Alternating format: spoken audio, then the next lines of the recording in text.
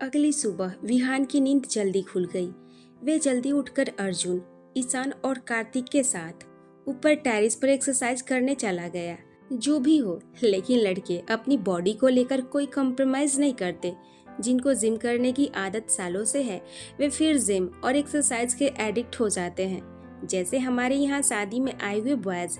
वैसे आज तो कोई फंक्शंस नहीं था, फंक्शंस कल से स्टार्ट थे। आज बाकी गेस्ट वगैरह आने वाले थे और रात को डिनर गैदरिंग थी। कल अर्जुन और रूही की एंगेजमेंट थी। आज सारा दिन सब फ्री थे और रात के लिए तैयारियां करनी थी सबको। एक छोटी सी पूजा होगी जो कल सुबह रखी जाएगी। कोई रस्म शुरू होने से पहले हर कोई भगवान के नाम से ही शुरू करता है। सारे बॉयज जिम कर रहे थे। ईशान बोला, मैं क्या सोच रहा हूँ अर्जुन भैया, मेरे दोस्त आज शाम तक तो आ जाएंगे। रात को आपकी और रूही भाभी की बैचलर पार्टी रखे क्या? ईशान की बात सुनकर कार्तिक खुश हो गया। विहान ने इतना रिस्पॉन्स नहीं दिया और अपने पुशअप करता रहा। अर्जुन डंबल्स लिया था। वे डंबल्स नीचे रखकर ईशान से बोला, ईशान, तुम्हें पता है कि पापा को ये सब नहीं पसंद। उनको पता चला तो ये भी नहीं देखेंगे कि मेरी शादी है। सबके सामने ही मेरी बैंड बजाएंगे। रात को सारे गेस्ट की डिनर गैदरिंग है, वहाँ कर लेना जो करना है। ईशान और कार्तिक के मुंह उतर गया।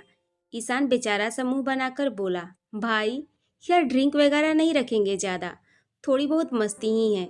अगर हम जस्सू को कहें, वे पापा और बड़े पापा दोनों को मना लेगी, उसे तो कोई डांटेगा भी नहीं।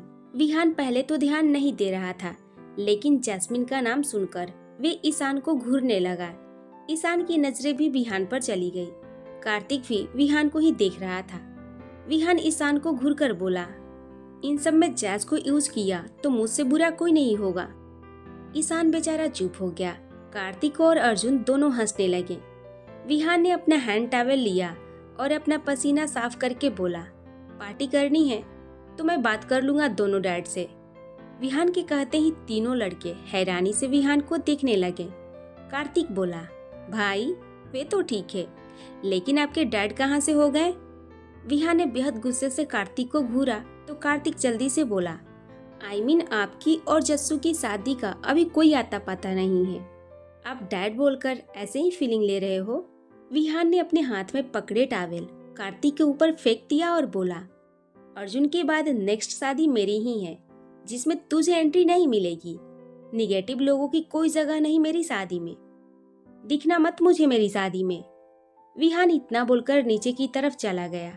कार्तिक बेचारा हैरानी से देखता रहा। ईशान ने कार्तिक का चेहरा देखा तो जोर से हंसी निकल गई। वे नीचे लेटकर ड्रामा करते हुए जोर जोर से हंसने लगा। अर्जुन भी हंस दिया और बेंच पर बैठ गया।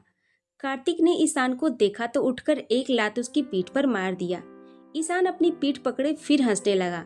कार्तिक बोला, साले मजाक करके गए हैं भाई, मेरे बिना वे कभी शादी नहीं करेंगे।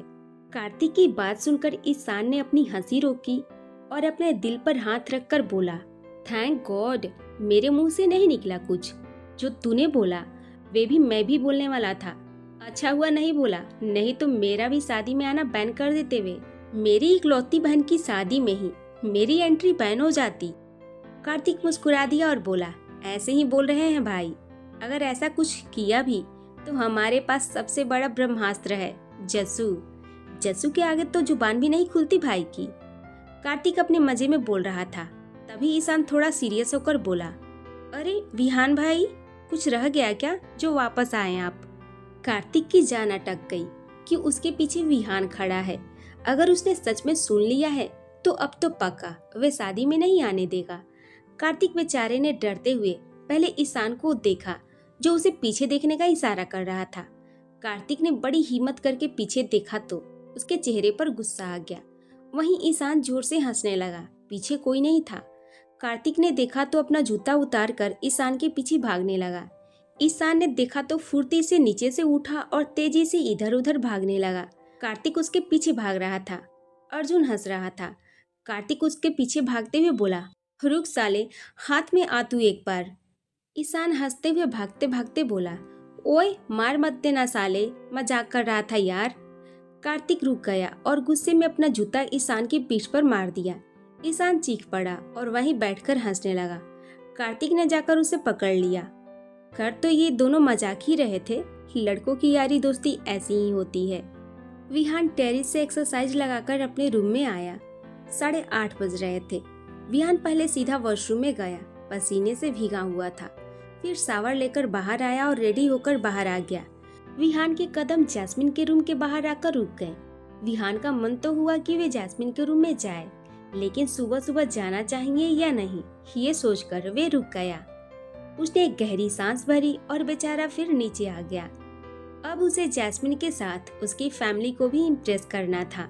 इकलौता दामाद होगा वे रंधावा फैमिली का, थोड़ी अच्छी क्वालिटीज होगी, तभी तो वे अपनी बेटी देंगे उसे। विहान अपने ध्यान में नीचे जा रहा था। वे बाहर गार्डन एरिया में जा रहा था, लेकिन उसकी उड़ती नजर साइड में चली गई तो चेहरे पर चमक आ गई। वहाँ मंदिर के सामने डेकोरेशन कर रही थी जैस्मिन। रूही भी उसके साथ थी। जैस्मिन तोरल की माला लगा रही थी। विहान की तो नजरें रुक गई। बहुत ही प्यारा सा सरारा सूट पहनी थी, खुले बाल, प्यारी सी स्माइल उसके फेस पर, बहुत ही प्यारी लग रही थी। विहान ने देखा तो चेहरे पर एक स्माइल आ गई। वे जैस्मिन को देखकर उसकी तरफ खुद को जाने से रोक नहीं पाया। जैस्मिन अपने ध्यान में तोरल लगा रही थी। रूही के हाथ में प्लेट थी जिसमें तोरल थे। वे जैस्मिन को पास कर रही थी। रूही की नजर विहान पर चली गई। विहान ने रूही को देखा और हल्का सा मुस्कुराकर सर हिला दिया और शांत रहने का इशारा किया। रूही भी मुस्कुरा दी। विहान ने रूही के हाथ से प्लेट ले ली। रूही विहान को प्लेट देकर थोड़ा साइड में हो गई। विहान बड़े प्यार से जैस्मिन को देखने लगा। जैस्मिन का ध्यान दूसरी तरफ था। विहान उसे देखकर बड़े ही प्यार से बोला, हे बेबी, गुड मॉर्निंग। विहान ने इतने प्यार से कहा कि जैस्मिन ने जल्दी पलटकर देखा। सामने विहान का हैंडसम चेहरा दिखा। विहान ने उसे आंख मार दी। जैस्मिन हैरानी से देखने लगी। उसने पहले इधर उधर देखा। वहाँ फैमिली मेंबर नहीं था कोई, बस बहुत ही सर्वेंट और वेडिंग प्लानर अपना अपना काम कर रहे थे। भगवान जी की जगह को सजाने की ड्यूटी शीतल जी ने दोनों लड़कियों को दे दी थी। विहान को देखकर जैस्मिन सीधे खड़ी हुई और अपनी कमर पर हाथ रखकर विहान को अकड़ दिखाकर बोली, yes, who are you? Vihaan ने सुना तो हैरानी से आंखें बड़ी हो गई। रूही जो नीचे बैठी फूलों की रंगोली बनाने लगी थी, अब वे भी हैरानी से देखने लगी। विहान बेचारा तो सदमे में ही चला गया। वे बोला, जैस, व्हाट यू मीन? ये क्या है अब? जैस्मिन विहान के थोड़ा पास आई और उसके हाथ में पकड़ी प्लेट से तोरल लेकर बोली, आप भूल गए मैंने क्या कहा था आपको? आप पटाओ मुझे। आज से मैं आपको नहीं जानती। आप शुरू हो जाइए पटाना। जैस्मिन की बात सुनकर विहान की जान में जान आई। वे बड़ा अजीब सा मुंह बनाकर जैस्मिन को देखने लगा। जैस्मिन तो ज्यादा ही बचपने पर उतर आई। रूही ने सुना तो उसकी हंसी निकल गई। जैस्मिन मुस्कुराकर आईब्रो उठाने लगी और बोली, हाँ जी, आप कौन? मैं आपको नहीं जानती। विहान ने एक पल के लिए तो आंखें बंद कर ली, फिर गहरी सांस लेकर धीरे से बोला, बेबी, रात को ये डिसाइड नहीं हुआ था। मैं इतनी बेवकूफी वाली गेम नहीं खेलूंगा। तुम चाहती हो मैं अपने प्यार फील करवाऊं, वे मैं ऐसे ही करवा दूंगा। ये स्टूपिड सी चीजें नहीं करनी मुझे। ये स्ट्रेंजर बनने वाला ड्रामा नहीं करेंगे हम। जितनी क्लोज से मैं जानता हूँ तुम्हें, उतना तो अब तुम्हारे मॉम डैड भी नहीं जानते होंगे। जैस्मिन बुरा सा मुंह बनाकर देखने लगी और विहान के बाह पर एक मुक्का मारकर बोली, बस निकल गया आपका कॉन्फिडेंस। आपने तो कहा था आप मुझे पटाएंगे।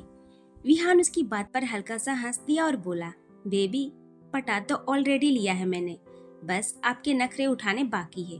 वे तो सारी लाइफ चलता रहेगा। जैस्मिन बोली, कहाँ पटा लिया? मैं तो नहीं पटी अभी तक। किसने कहा मैं पट गई? I am still single. Vihaan Jasmine को देखने लगा। रूही हंसने लगी। विहान ने रूही को लाचारगी से देखा। जैस्मिन भी रूही को देखने लगी और बोली, रूही, तू क्या हंस रही है? ये मेरी और विहान की बातें हैं, तू ध्यान मत दे। विहान ने जैस्मिन के मुंह से मेरा विहान सुना तो बाय गॉड, बंदा हवा में ही उड़ने लगा। जैस्मिन को देखने लगा। चेहरे पर स्माइल आ गई और बड़े प्यार से जैस्मिन को देखने लगा। रूही ने बड़ी मुश्किल से अपनी हंसी रोकी और मुंह पर उंगली रख ली। जैस्मिन फिर विहान को देखने लगी जो उसे ही निहार रहा था। जैस्मिन बोली, आप ऐसे क्यों देख रहे हैं? विहान मुस्कुराकर बड़े प्यार से बोला, अपनी जान को देख रहा हूँ। बस इसमें भी दिक्कत है आपको बेबी? जैस्मिन बोली, मैं अभी कोई जानवर नहीं हूँ आपकी, पहले मुझे मनाइए तो सही। विहान मुस्कुराकर उसके थोड़ा और पास आया और बोला, जी जान। जैस्मिन आंखें छोटी करके उसे देखने लगी। विहान हल्का सा हंस दिया और उसकी गाल खींचकर बोला, मैं अपने ससुर जी से मिलकर आता हूँ, फिर आकर पटाता हूँ अपनी जान को। जैस्मिन की हार्ट बीट बढ़ गई।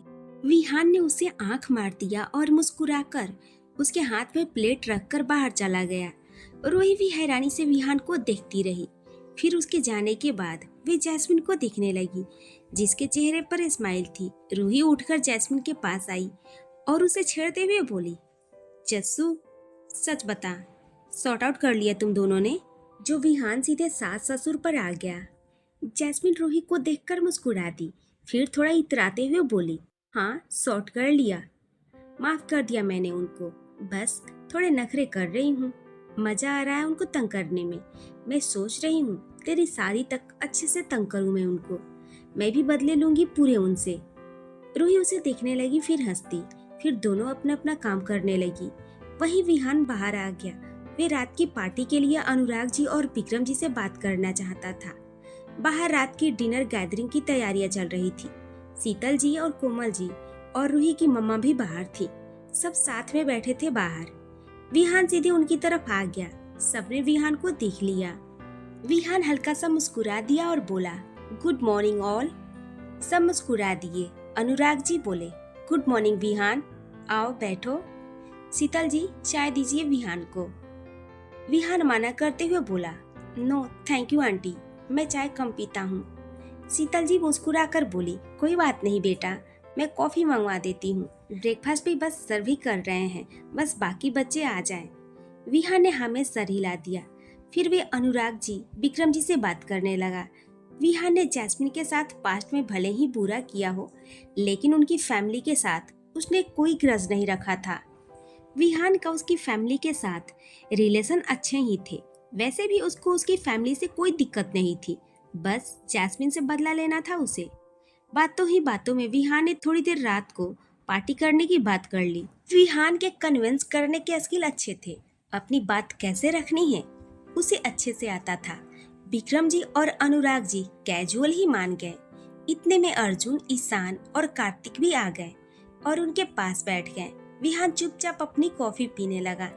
ईशान उम्मीद से विहान को दिखने लगा। अब विहान बोलकर आया था कि वह बात करेगा, और किसी में तो हिम्मत नहीं थी। सीधे डांट ही देते उसके घर वाले उनको। विक्रम जी अर्जुन से बोले, अर्जुन रात को तुम सब बच्चे जो पार्टी करने वाले हो, वे पीछे पूल एरिया में उसका अरेंजमेंट करवा लेना। वैसे तो विहान ने बोला है कि ड्रिंक वगैरह नहीं होगा, फिर भी ये तुम्हारी जिम्मेदारी है। ऐसी कोई कंप्लेन मुझे नहीं आनी चाहिए। बच्चियां भी होगी पार्टी में तो कोई भी उनके होते हुए ड्रंक नहीं होगा। अगर लड़कों को थोड़ा बहुत बियर वगैरह पीना भी है तो उसकी पार्टी तुम सब बाद में रूम में या टेरेस पर करना, जहां लड़कियां और लेडीज ना हो। विक्रम जी की बात सुनकर सब विहान को देखने लगे कि उसने बात भी कर ली, और विहान कहाँ कम था। उसने लड़कियों को ध्यान में रखकर पार्टी रखवाई थी। जैस्मिन पहले गलती से ड्रंक हो चुकी थी। वे अब कोई रिस्क नहीं चाहता था। सब खुश हो गए। अर्जुन ने हाँ में सर हिला दिया। ईशान खुश होकर बोला, थैंक यू डैड, मेरे दोस्त आ रहे हैं, बस म्यूजिक और मॉकटेल की पार्टी होगी।